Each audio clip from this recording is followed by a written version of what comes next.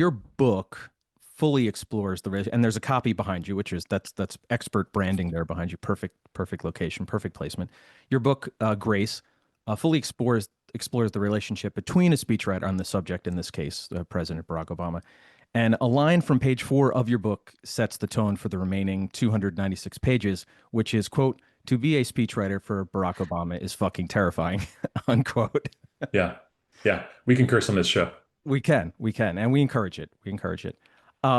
Take us through as we think about, as we talk about and reflect on this 2009 speech in Troy. Can you sort of take us through what the standard process for drafting remarks for delivery by the President of the United States? How does that process begin?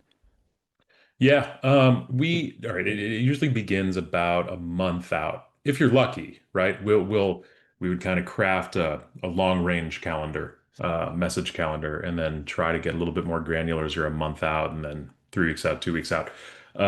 So this would have been something we would have known about for, about a month because you have to send advance teams to scout it out. Secret Service has to go. The policy teams want to make sure that everything's up to snuff. Um, and then it would probably take us about a week to write this speech.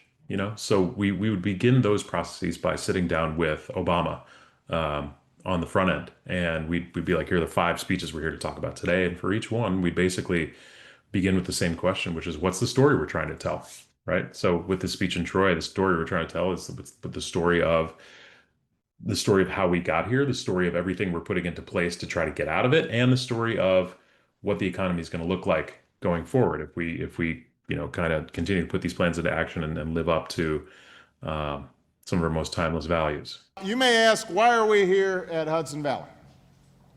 We're here because this is a place where anyone with the desire to take their career to a new level or start a new career altogether has the opportunity to pursue that dream. This is a place where people of all ages and backgrounds, even in the face of obstacles, even in the face of very difficult personal challenges, can take a chance on a brighter future for themselves and for their family. Sometimes it can be more fun than a policy speech. No offense to anyone who had to endure that policy speech, but it's like, hey, we've got this fun speech coming up next week. Anything on your mind? Um, then we'll go back and start drafting, and that's a solitary process by design. We never. We always, all of us agreed that it just took longer if it was like 2 people huddled around a computer. Just let me work alone. And then we would usually share a draft among the other speechwriters. There were 8 of us total.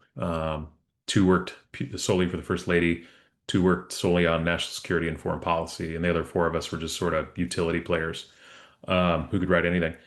And once we were done with that, we would because enough time has passed, we would kind of say, all right, send it around, see what the assholes think, and that's when we'd send it to about 70 people, policy advisors, the comms team, the lawyers, the fact checkers, like everyone who needed to see it before it got to Obama.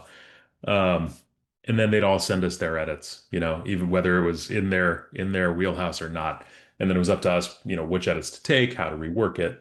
And then we usually give it to Obama the night before, and he'd stay up until, for significant speech, he'd stay up till 2, 3 in the morning working on it by hand. And we'd come back in around 7 a.m., pick up the edits, put them in, run it by the fact checkers one last time, and then it's game time.